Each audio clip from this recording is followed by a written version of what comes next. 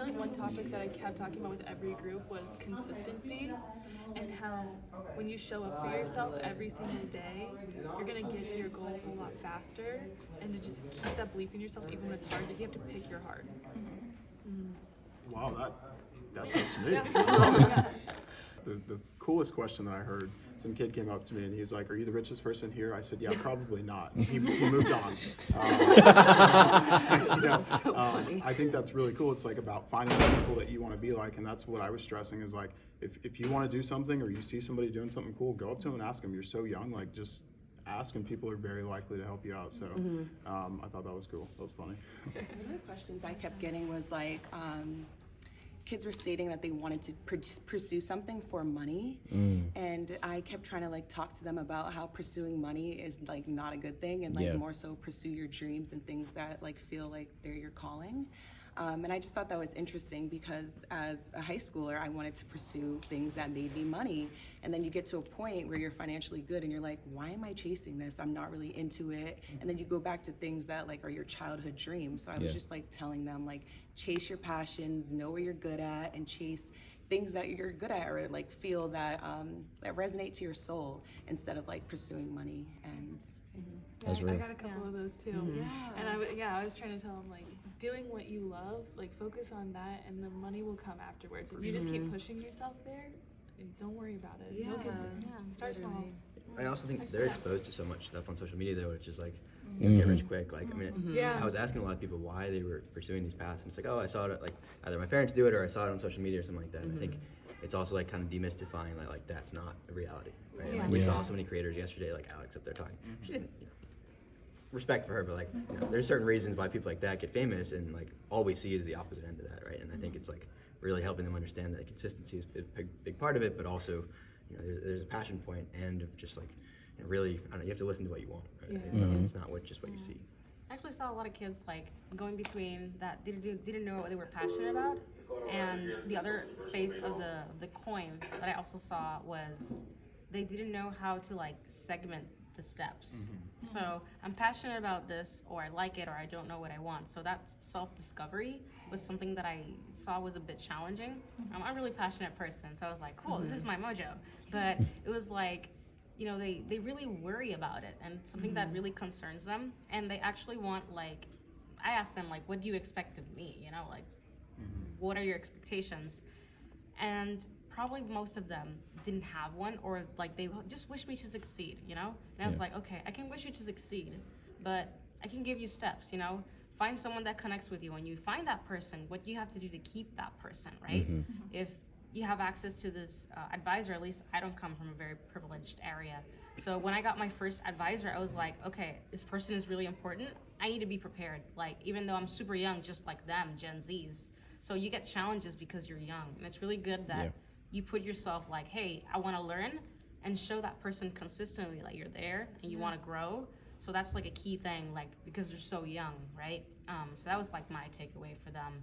And they were like, okay, we can do that. Similar to some things that came up in mine, because a lot of what they were asking me is like, how'd you go from being a first generation like Midwest person, or first generation college student from the Midwest in a rural area with like no engineers around you, to like leading a spacecraft team at NASA. And I was just explaining like, you don't need to know like a CEO or the head of whatever. It was just like people just taking 5 and 10 minutes and explaining like the next step. So I was like, you don't need to know right now how to go from A to B. It's not necessarily like a straight line. And I was like, I started working on cars, and then one of my teachers like helped me fill out grant applications because my parents didn't know how to help, and I figured out I could like go to college and make it like have a similar income to like just going and working on cars full time. So I was like, oh, why not try it? And then like each opportunity came incrementally. But like, even though my path hasn't been like super straightforward, I don't regret any of it, because we were talking about how a lot of times the skills that you learn in one field that you apply in another field actually make you like special and unique and give you a different perspective than everybody else in the room. And it's more like kind of a iterative next step process rather than a like, here's my 20-year plan and it goes exactly like what you think it will. So I think that came up like in almost every conversation. I love that. I love that. So, what was the most interesting or inspirational thing that you heard from today, talking with the students, or what was something that was brought up that really resonated with you and that really had you connect with the students from today? I like to go. So one of the young ladies I was talking to, she wanted to start a bakery and a coffee shop. And she said she was a Christian and religion was really important to her, so she wanted to incorporate that aspect of her life into her cooking, into her baking, and cultivating like this coffee shop. And I never heard anyone like being able to articulate what it is that they really wanted to do and why they wanted to do at such a young age. And she was so confident. And I'm like, I need some of that because I'm still trying to figure it out. But just hearing her so young talk about religion and how important it was, and like she wanted to be a small town girl, like someone that actually wanted that life. I feel like we are in rooms where everyone wants to be the one on the main stage and doing it. So I don't know, just listening to her was just inspiring for me. So Love that.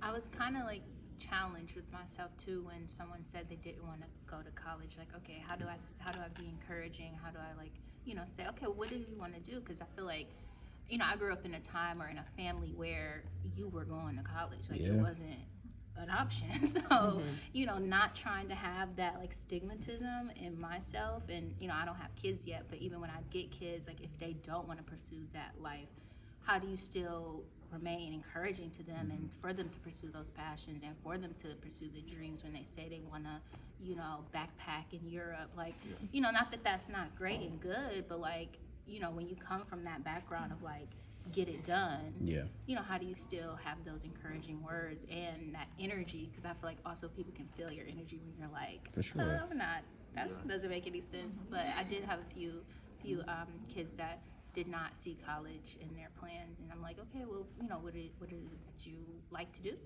And maybe that's something that you can like figure out, but don't. I was also like, it's good that you know that so you don't waste the money. So, And I straight up told them, like, you don't need college. Like, who cares? Your teachers probably won't agree with me, but you don't need to go to college. I think that's where self-discovery comes in and just like knowing who you are. And I feel like, I don't know, in schools and just like growing up for myself, I wasn't really taught that, like, focus on what you like, focus on who you are as a person, and like you define your surroundings, don't let your surroundings define you. So I think that that's a way you can kind of encourage it to kids, is just like, who are you? What do you like? And just ask those kind of questions and allow them to like discover who they are. For sure. And I do think with us being not necessarily the older generation, but in regards to them, we are the older generation. And then us coming back, giving our time back to them, and then giving them the encouraging words and giving them space to find that self-discovery is something that we really didn't get as much. So just giving that to them as, again, not older generation, but just individuals who are just slightly older than they are. But just giving them that encouragement, right? Just giving them that encouragement and giving them that freedom, that space to be who they are and to figure that out is just really important. And I feel like that's just the new norm for teens. And I love that for them, you know what I'm saying? That's just so awesome. Yeah, I felt like they were like both more self-aware and more confident than I was at that age. Especially 100%. because my family didn't come from like a traditional academic background and stuff. That was like something. It was like, okay, like if you can be good at this, you really need to be good at like there's a lot of pressure there to like put your identity around that and everything. And so I think the fact that they were so confident about like, hey, this is where I want to go. This might be a traditional path. It might not be a traditional path, but like. Yeah, I don't necessarily know how I want to get there, but I have a pretty good idea of the general direction I want to go or what my passions are. Whereas if you had asked me at that age, and you had asked me like, what are your passions? I probably would have named a couple subjects in school. Yeah, for real. Yeah.